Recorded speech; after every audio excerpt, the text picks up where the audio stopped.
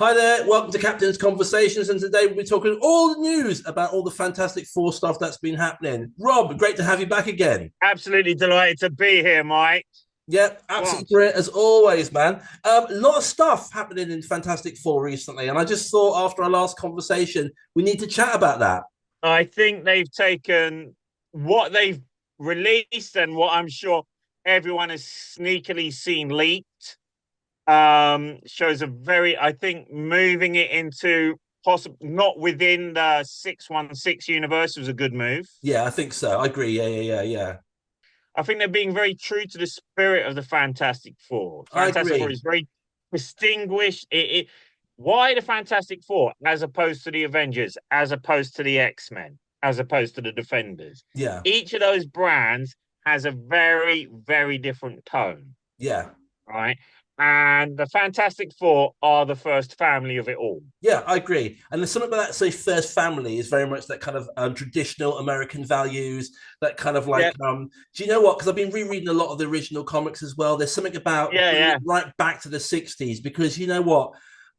This I don't know, I can't explain it. It's always you said, like you said, the X-Men, the Avengers, they all got their own particular brand, but there is something about the Fantastic Four in the 60s really kind of brings it home. You could have Spider-Man in the 60s, and Spider-Man's almost like universal, but there's something really yeah. lovely about that idea. I thought it was perfect. Yeah. No, it's definitely from what we've seen. I personally think it's grounded in a couple of things. First and foremost, that whole, and this plays into Disney's strength as opposed to Fox. This is Epcot Center ethics. This is that when Disney was trying to get into the real world stuff, it was all about innovation, progress, and the great escape outside. And this in all the style. And I also think that in terms of the young public, I'm sorry to break it to you, Mike, Oh but the no. younger public, that is they will probably see the resonance for the games they've grown up with of Fallout. Yeah. Okay. Yeah. No, I agree with you. You Yeah. know Yeah. that the turbines, the fact that things are more algorithmic than digitized Yeah. Okay. is it's like a next step from steampunk. Yes. Yeah. And I think it's just what I think I love the idea of doing this because it's almost like in a way they're saying they're doing almost their soft reboot without doing a soft reboot as well. It's Yeah, like because I was thinking how does the Fantastic Four fit into all this? Because as you pointed out, they are the Marvel's first family, but they can't be first family after 25 films. They'd no, be like, well, where were you during during the when Thanos was kicking everyone's that backsides? that brings it back to the Eternals, doesn't it? Which Yeah. sort of, I think, in a way, the Eternals was an attempt at creating a familial team, Mm. but it misfired because you had too many ethics going on at the same time. Are you a family? Are you like the world's antibody system? I thought it was a nice idea as well to bring in the John Byrne costumes as well. Oh, I think that's great. I think Yeah. that's great, and I think it's also because again, he had an epic run. It was 6 years. Oh, his run I was mean, wasn't it? It was gorgeous, wasn't it? I mean, I mean, you don't change the it was. costumes. You're not. But they went. Remind me that he went into the negative zone for quite a lot of issues, didn't Went they? into the negative zones. I mean, the key points for me, I was more my sort of bias. But I came in post Secret Wars, so I am a Fantastic Four. She-Hulk's joined, and Yeah, the things on beyond the planet, yeah, right? So, but he created. Well, first off, right, there's a son now, thanks to him. Second off, by bringing in She-Hulk on the most basic level, having a parity of gender allowed the Invisible Girl to become the Invisible Woman. yeah. I mean, I I think mean, that who would have allowed, thought? Get rid of the yeah, thing, bring in She-Hulk, change the costumes. That's you don't do that, but he did, and no, it was brilliant. I remember it, thinking I couldn't wait every month, every issue. I was buying it. I was going back. I don't know about you. Every now and then yeah, I'd go back and reread the whole lot again. yeah, oh yeah, I Yeah, totally get that. I was sort of picking up piecemeal because I think because I was coming in post Secret Wars, so I missed stuff like Ego, mm. right? But you're right. I was there for the negative zone. I was there when they sort of went back in time. and it was by, I think it was She-Hulk killed Hitler, Okay. where they realized they were in an illusion, Yeah. right? But I bring that up because it was there. That's where you had the progress of Invisible Girl to Invisible Woman. Yes. And in the latter forms, Malice. The lot of the story strengthening the women in the stories came from John Byrne. Yeah. A And lot of the and and, and, exploratories, and the you know. costumes were great. And I think myself, Yeah, actually, yeah. yeah, Oh, absolutely. maybe They're on point. those blue jumpsuits are just maybe not that. So how sometimes I think somebody did a few videos, or no, they did some AI, and they said, well, how comes their costumes don't look like they do in the comics? And I think they sort of AI'd real life versions of the costumes, and they look crap. Do you know what I mean? And maybe they've done that. They've kind of thought, well, we want the Fantastic Four to be authentic in the '60s, but hey, they just look like baby grows. Well, you So have to, yeah, yeah, yeah, yeah. I think it's easy to take an image. The one that always gets me is a cosplay. There'll be a photo of a yeah, cosplay of someone like Thanos and go, they should have done that in the film. It's like, no, you've taken one shot. yeah. He's not moving, walking, and talking for like 2 hours of movie, Yeah. What let he's alone probably done all is the he's probably time. had to put his gloves on, hold it, take his photograph, and Yeah, he's taken his gloves and his boots off because and maybe yeah, under the yeah, boots yeah, you yeah, can see his dirty Nikes or something. yeah. That's exactly it. You can't really. The film has to go through the whole thing, and there's also production value has changed. Hmm. Materials have changed over the decades from, let's say, 2008. I'm using that as the first Iron Man. Yeah. Yeah. Yeah. The ability for us to do this. And secondly, this is more an overreaching art, which I think we'll get to when we talk about the villains. Hmm. But in 2008, you had to have grittier characters because we were living in more affluent times. Yes. One way is my theory. This is about cinema as a whole. Musicals and westerns are biggest during a depression. Yeah. We needed to have the grim and gritty reboots during our times of affluence to ground us, to allow us to have the massive escapism now Yeah. that frankly we're more willing to go into, whether or not it's Wolverine in the original yellow costume Yeah. or watching a transformer actually make noises and transform into a red truck. We had to get through that Michael Bay horrible metal Yeah. to get to here. We had to have the 2015 John Trank story. I know, but these are the points of the growing pains, is what I'm Yeah, getting and at. that's Yeah. actually you're right. Maybe yes, you're right. They are growing pains. You go through the other four movies, and we will talk Yeah. about those. And you have to go right. Where did they go wrong? Yeah. Why? Yeah. And my personal opinion, why is the Roger Corman out the four the best? Well, I think that's to do with the fact that he is pulp. Yeah, He went as pulp. It was unabashed. It's unabashed. A hand on a stick doesn't matter yeah. if you've got charm. Yeah, and You I tell know? you what, I found out as well. The people that were in the film, I saw an interview with a couple of them, and Yeah. they said we were actors that nobody knew. This is our big break, so everybody Yeah. on set took it seriously. They didn't realize it was just a sort of like a money making loss just to get rid of the film. So all the camera people, everyone really tried their best. They acted their best. They really worked hard on it, and that's probably why the film actually does well because it's like I know. Yeah. I think you're absolutely right there. I mean, whatever happened with that film, it's not an Edward thing. And I would go further. From Roger Corman's history, he was never right. He works with a budget and a certain gusto. I think his yeah, real successor is the likes of Lloyd Kaufman now, yeah, right? But he knows that the money behind it is happy on a win-win situation. But Roger Corman never wanted to make a bad film. no, no. Roger Yeah, I think there Corman has to be always a said, real distinction there yeah, he always because I said think he said sometimes the every narratives film, that he's, yeah. Yeah, he sorry, always said yeah, every single film he made money. He said he never yeah, lost money on any film. yeah. Do you know the story about the Little Shop of Horrors as well? He made a I different. don't actually. He made a completely different movie, right? And they Right. would have changed the laws because you used to get people when you hired an actor. You hired an actor and your film crew for, say, for example, 6 weeks. So what he would Well, do yeah, is he'd cram his film in 5 weeks, and then he would yeah, move the yeah. sets around, and he would just get the actors to do another movie. And that's how they came up with Little Shop of Horrors.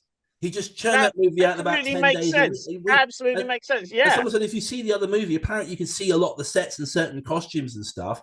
And he just churned Yeah. films out. He had all these writers. He goes, have you got a film? He goes, well, I've got this thing half written. And they would just get together with him and just and rewrite the movie and churn it out. And that's why Roger Corman's great. So, yeah, you give him a Fantastic Four movie, don't give him much money, but actually, you'll get a decent. I mean, I don't know how much it cost. It was quite a cheap movie, but I think he did well with it. And that does link in with the likes, Stan Lee's work ethics and what was going on in the bullpen at the time. Mm. Frank it out, get it out there. And while we're talking about those characters in that era, again, I do see a lot in these screenings. There is, by going big and cosmic early, we know it's Galactus. Yeah. And it's not some abstract, grim and gritty, oh, is it bees? Yeah. Is it just giant bees? Um, is again, I'm really looking forward. I have since Guardians, I think, gave us the first shot of Celestials, Yeah. that Kirby-esque aesthetic. Yes. Yeah. Yeah. Yeah. Yes. Definitely. Yeah. Yeah. I remember seeing that. It was good. Because once you're in space, you are talking about Kirby. We've established things with the Eternals, certainly with Guardians, of Kirby space. I'm going to call it Kirby space because Yeah. it's just there. It's absolutely baked into the MCU now. Yeah.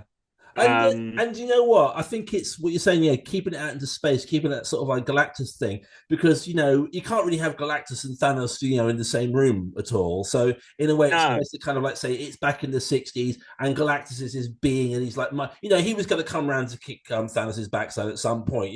Just that the yeah, yeah, Avengers kind of got in there first, kind of thing. Just and, want to talk a little bit about the casting though, because we were chatting about this sure, before, weren't we? Um, yeah, yeah, uh, I mean, at the moment, I think you got Johnny, so Joseph Quinn from yep, Stranger Things. Personally, think great casting. That's the one I'm happiest with. yep, yeah. He I've seen. played, I mean, I've watched some of the previews. I've seen them do the talks, and I think they are looking pretty much on it. yeah, yeah. He played a character Eddie in Stranger Things. Oh Loved him yeah, the of second he course. comes on the screen, right to the last episode that he's in. He's just fantastic. And I heard and went, You need that sort perfect. of slightly alpha off-key charisma as well for Yeah, that role. definitely off kit. And what I liked about him in Stranger Things was he started off as this sort of meddler who was really full of Yeah, himself yeah, and shouty. But like as he walked on, actually that was just his character and he didn't care what people thought. And actually he hung around with the geeks. And that's what the guys always said about him. He goes, he never made you feel like crap. He never did this. And as mad as he was, you went around his house, you played Dungeons and Dragons. And I just thought, yeah, yeah, I think that guy's a great actor, looking at some of the other ones, Sue Storm is it Vanessa Kirby. I've seen her in yeah. The Crown. I had to look that one up. She played Princess Margaret. She was fantastic. And the Princess Margaret character, she's a bit quirky herself.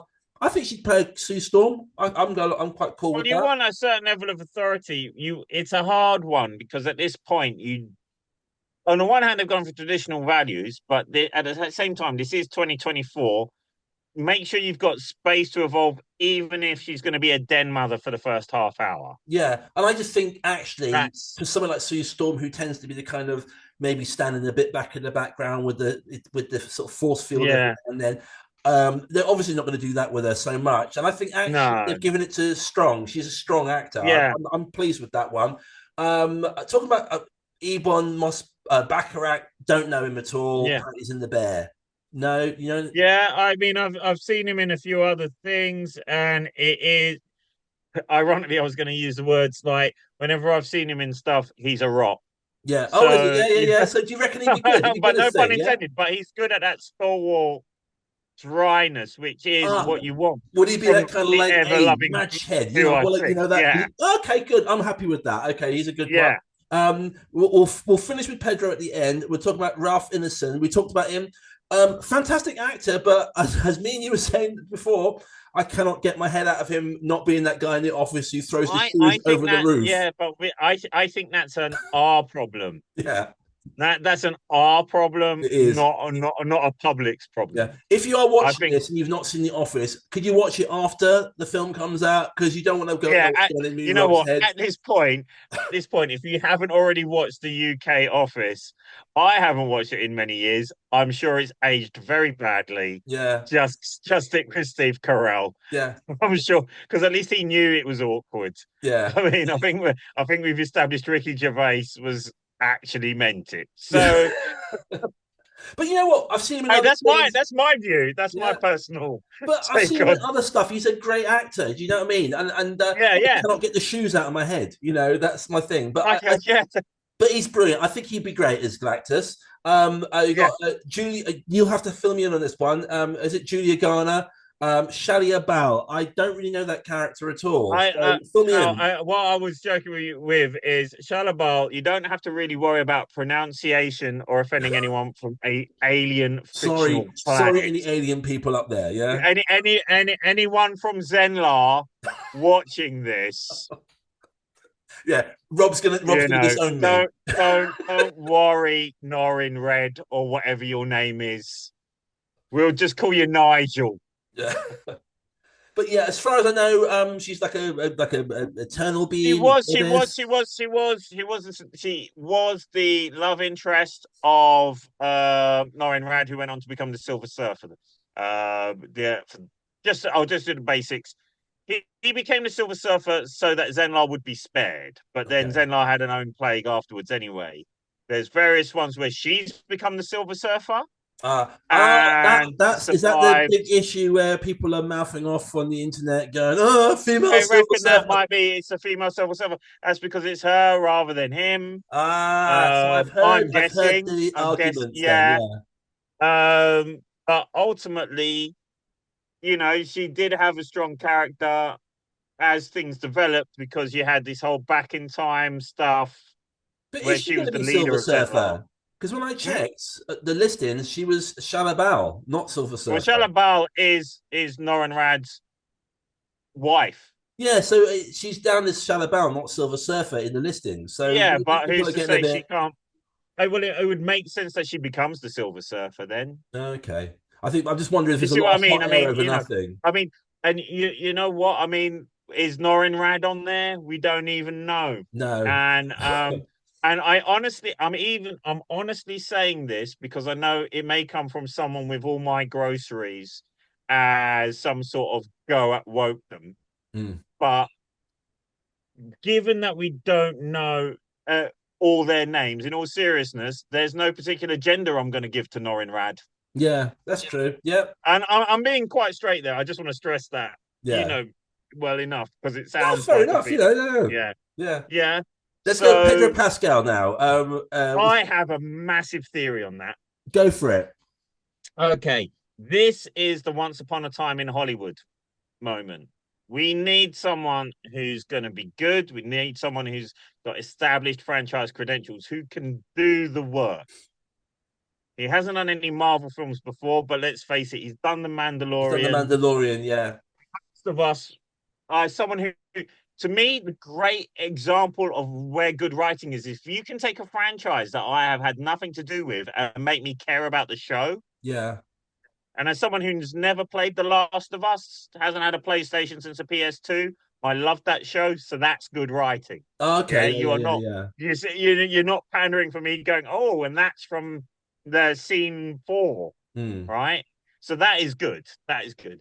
I also think, in light of recent events, you want to set up the next Tony Stark, Uh. right? The Once Upon a Time in Hollywood story is he needs to defeat Tony Stark. Yeah. I see what you mean. So Yeah. yeah, Because we were talking it's earlier you about know the bit I John. mean from Once Upon a Time. Yeah, Yeah. So yeah, because we were talking earlier about John. I can never pronounce his surname. John Krasinski. yeah. John Krasinski. If and this is where I was going. I think between whatever deal he had for the Multiverse of Madness, Hmm. the man has created a franchise. He's got the Quiet Place franchise to oversee Yeah. that he owns. Yeah. He owns that franchise. Um, if I don't know how well that's gone, the Imaginary Friends film. It's a 7 and 11-year-old. I don't have kids, Mike. I don't know Yeah. how old. You know, Do you I know mean, what? My kids, we haven't seen it yet, but they do want to watch it. And it's one of okay, those ones where I can't work out what the reviews. When it's a kids' film, you can never quite work out with the reviews. The amount of times reviews yeah. are not great for Minions films, but you know what? They make 1.2 billion, and my kids have seen Someone's all of watching them, them. and they love all of them. So I'm thinking to myself, Someone's watching them. sometimes you think these people are not making these films for reviewers; they're making them for kids. They're making them to make money. Do you know what I mean? Yeah. So I can't really tell from the reviews and stuff. So Well, I mean, I want to add on that because I think there's a lot of talk about art. Marvel isn't cinema or whatever. I think there's this weird dichotomy of gatekeeping mm, around what should be in a cinema. Now, I like doing my art house. I like my independence. I'm a middle-aged man without any dependence, really, so I can come and go as I please with all the subtitles. yeah. But without Marvel and Minions, there won't be a cinema for me to go to. Yeah, exactly. Yeah, yeah, I agree with you. Yeah, I think so. I mean, if I want my film, let's say I'm a director who wants to poo-poo these films, right? Where do I want my film shown in its massive IMAX? yeah, Because if they're not showing Batman versus Superman the other 6 days of the week, yeah. As you pointed out, if they're not showing oh, like Minions 4. yeah, you know, if they're not screening that, they're not screening me. Yeah, exactly. And I just think That that goes back has to to start being yeah, acknowledged. yeah. That kind of goes back to all the issues with the Snow White remake and stuff. What's her Yeah, name? Rachel Zegler going. I'm sure she was given bad advice to say this, but she's going, "Oh well, it's a film from 1937, and we've moved on since then. It's a bit weird, Prince Charming." But someone's pointed out, it goes, "You wouldn't be playing Snow White now and getting $1 million check for that if there was no 1937 Snow White in the first place." You know, yeah, don't give me that. As you said, don't give me that. If there is no Minions, if there is no Marvel film, there is no yeah, art house movie, or if it is, it's just yeah. going straight to DVD. You know. As an adjunct, I was watching an interview with James Gunn recently, and he was going to quit. I can cite it. If any of you watch it, Michael Rosenbaum, The Inside of You, and just really briefly, just before he got Guardians of the Galaxy, he was going to quit making films, like 2 weeks before, because, and I quote, they were not making my budget of movie anymore, the Yeah, $30 million movie. yeah. It's Funny just if that Terry Gilliam Marvel said something reached out similar. to him. Yeah, Yeah, you know. So there we go. And I think to get back to the FF in terms of the filmmaking, that whole thing, Pedro Pascal, you need to establish him. yeah. So how do you establish him? And also, I suppose the thing with Pedro is, well, for them, at first, I remember thinking, is he the best choice? I mean, don't get me wrong, I like the guy, but as you said, maybe you need to sort of like he's got his feet under the ground. He's worked with them, he's done the Mandalorian. Yeah, Sometimes these people look and think, it's you the know what, mileage. people Yeah, like him, we've got him already, and guess what? You know what? The guy works hard, the guy does this, and actually he'd be perfect. So, someone else it's pointed something else. They said, do you know that the film's coming out next year? They need a quick turnaround in this movie. well, I think we're kind of skipping around the fact that this has been part of a massive course correction. Yeah. Yes. You Yeah. know, I don't. Okay, I'm doing that. Right, they lost the big villain. Yeah. Okay, right, they lost the big villain. PR is all over the shop with the last few films. Yeah. I'm Yeah. not even reviewing them when I say that. That's Yeah. just a narrative is out there. I think in many cases the box office says a bit more against that than for it, but even Yeah. so, um, they need to do a major course correction because you're not having Kang. Yeah. And I mean, for me, Kang was Yeah. going nowhere anyway. You know, I was never into Okay. Yeah. it. Yeah. Yeah. I mean, I've read him in the comics. He's one of those ones where I know Kang. I've read him. I must have read him countless times. But if you really ask me to describe, ask me about Thanos, ask me about Galactus, ask me about Doctor Doom. You give me 100 Yeah. ask me about Kang. I sat there scratching my head, going, no, can't remember too much. I didn't think it. Well, the I was wondering, was it because of the Fox thing? Because we don't have, all this, the spot in Sony, we don't have all these great villains. I'm thinking, do you know what? Yeah, Kang for me wasn't working anyway, and then Jonathan Majors went and did what he did. yeah, well, yeah. I mean, that's why I'm being very like he's out. Yeah, He's he's out. out. We know he's And you out. know what? I think We're there are not some that people that we're not went, that shocked. phew, actually, we dodged the bullet there. Well, yeah, yeah. I understand. Sorry, because I kick up. Yeah, I would say the problem with Kang to me and why he wasn't quite a grabbable character as say Thanos is in the end of Quantumania when you have the Council of Kangs. Yeah, Because once you have a multiverse of characters, him on the Immortal, he was Tep, he's even Iron Lad. There's one of those filky songs, Everyone is Kang the Conqueror. yeah. There's no singularity of vision for you to hold on to. That's what I mean. So you kill one Kang, and then another one just comes along. Yeah, yeah. I mean, I like being scared of, Madam Hydra, but I am not going to be scared of Bob from Hydra. No, no. Right. And I mentioned him specifically because Bob, Agent of Hydra, is one of my favorite comic book characters. Right. Right. And that's just he's just an also rad who sort of it's not that he was out there being extremely far right, he just needed a job and they Yeah. gave him a green suit.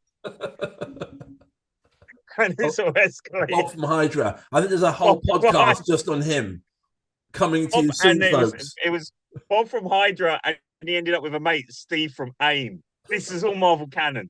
I was like, yes, that's what you want. But yeah, Doom is a singular vision. Yeah.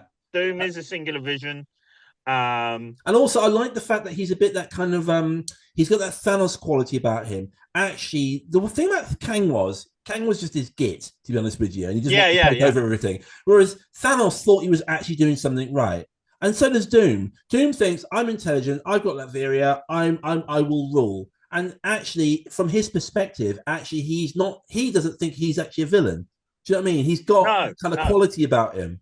If you wanted to break down what Doctor Doom wants to do, there's a very simple phrase for it, Mike. Peace in our time. Yeah, peace in our time. Yeah, definitely. Yeah. Yeah.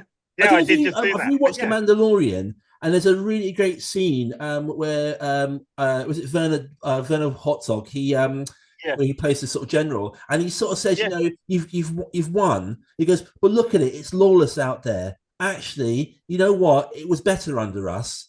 Do you know what I mean? And actually, I really love that scene because even though they were like despots taking over and stuff, but they actually were right because even the Mandalorian talks to people and he says, the guy that had Boba Fett's uniform, and he says, actually, as soon as we won, the first thing is those people came and enslaved everybody and made them work down the mines. So it's quite nice to have that kind of like wavering, kind of like, well, and that's why Thanos was great, and that's why Doom will be better. It'll be better than Kang. Yeah. Well, I mean, Doom has a heroic quality. Yeah. Even when you go through the ethos and character things he's done, there was once he actually ruled. He won. Yeah. He won. Emperor Doom, the graphic novel Emperor Doom. But then once he took away people's will by using who was played by David Tennant, the Purple Man, he realized that there was fallacies in his own judgments. Yeah. So he couldn't rule benignly. So he had to let them have a chance to escape. Because even he had to face up to his own limits. Yeah, that's why Doom's great. Do you ever remember? Just something came to me. There was a Fantastic Four comic where it's all just about Doctor Doom, and the Fantastic Four wasn't in it. I don't know why. There's been a few there where you just have Doom. I mean, he's had series on his own. Yeah, but this was an actual Fantastic Four comic. Yeah, I think there would be one where it's about his fascination with Richards. Why does he act all the stuff he's got? And it comes in Burns' run with Lex Luthor. He's done a Lex Luthor issue where you just go, hang on, you've got everything. You really do. You could rule the world. Yeah. Why of all the other heroes who he's come up against, Iron Man, the Avengers, Yeah. Right? What is it about Reed Richards that is the problem? Yeah. And do you know what it probably is? It's probably right down to the fact that actually Reed's probably that tiny bit more clever than he is. Oh, it absolutely is. Yeah. It absolutely is. And that's it. It's that kind of thing that fun enough, I'm always coming back to the Snow White thing because they've changed it Give to a good example. rather than being the fairest of them all, because let's be honest, Gal Gadot's much better looking than Rachel Zelga. You know, us not Hey, beat we around the haven't bush been through here. that Wonderland, mate. We You know, don't know. let's not beat around the bush here, and that could be part. And people said, so now they're saying is like, well, who is the fairest of them all? And so they say, well, are you just saying that she's fairer than you are because she's a nicer person, you know?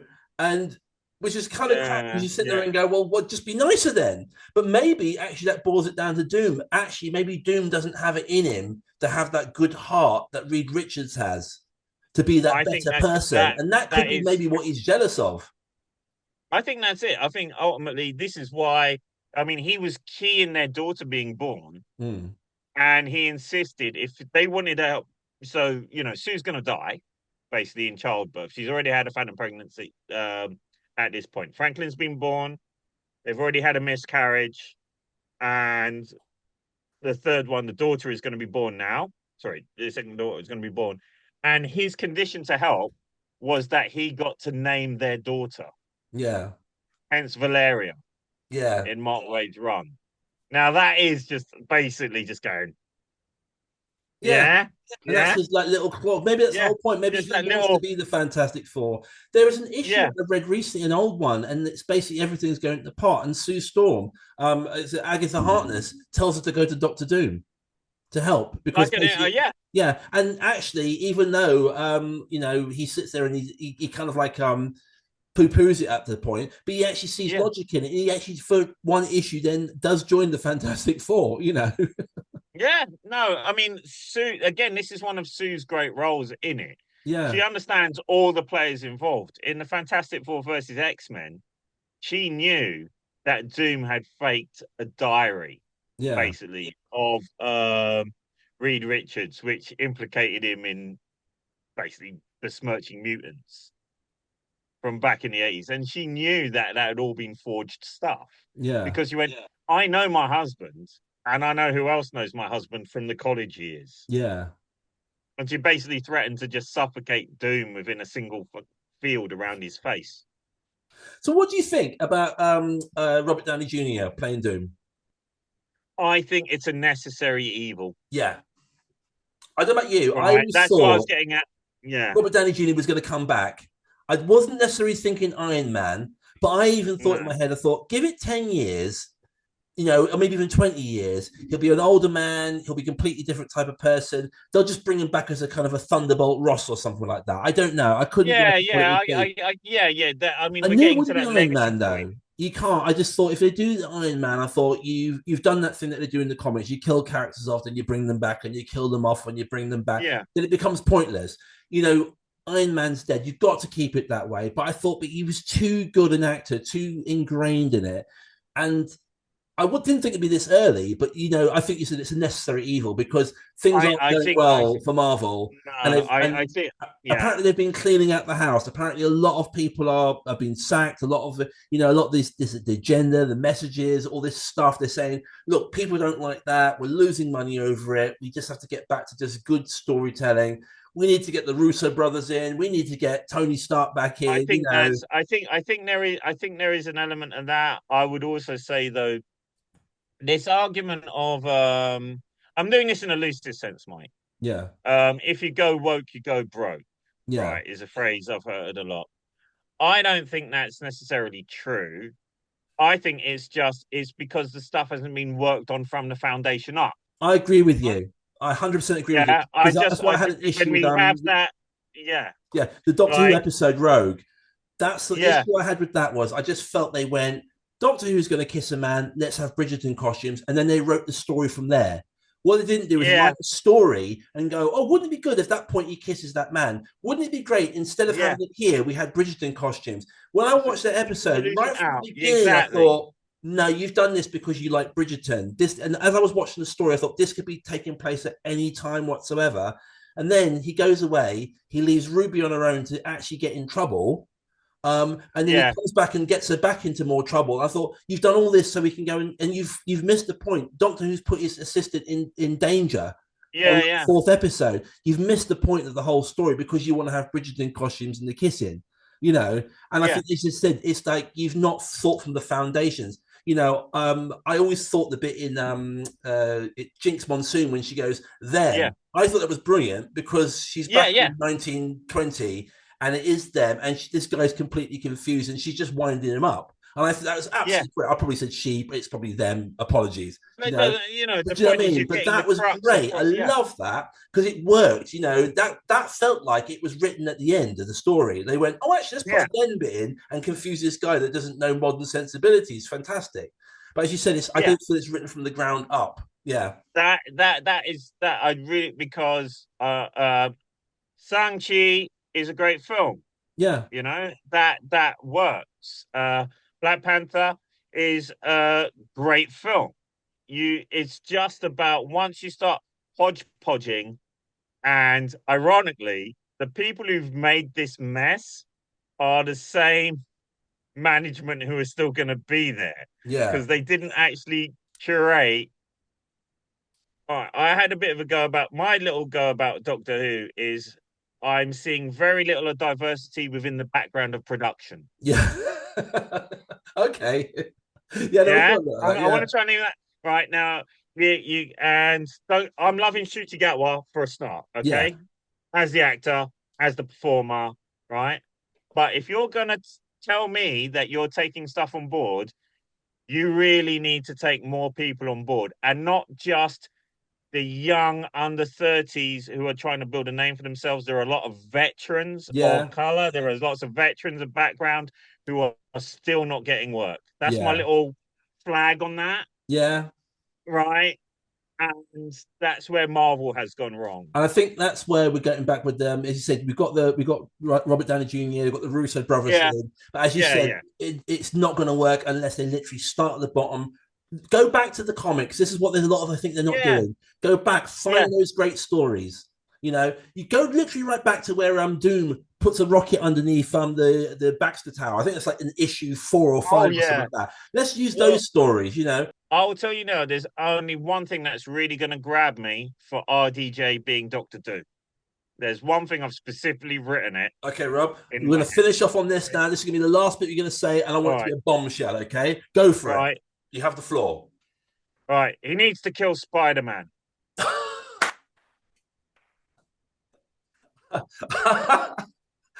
I can't even answer that. That's brilliant. That's it. You know exactly why. Yeah, Yeah? You want me to believe that this is a different character and he's totally evil? yeah. He needs to kill Spider-Man in the first 10 minutes.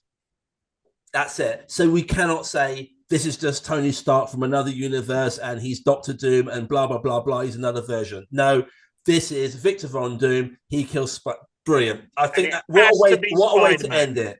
It Rob, has to be Spider-Man. as always, it's been a pleasure. We'll be back soon. Absolute joy.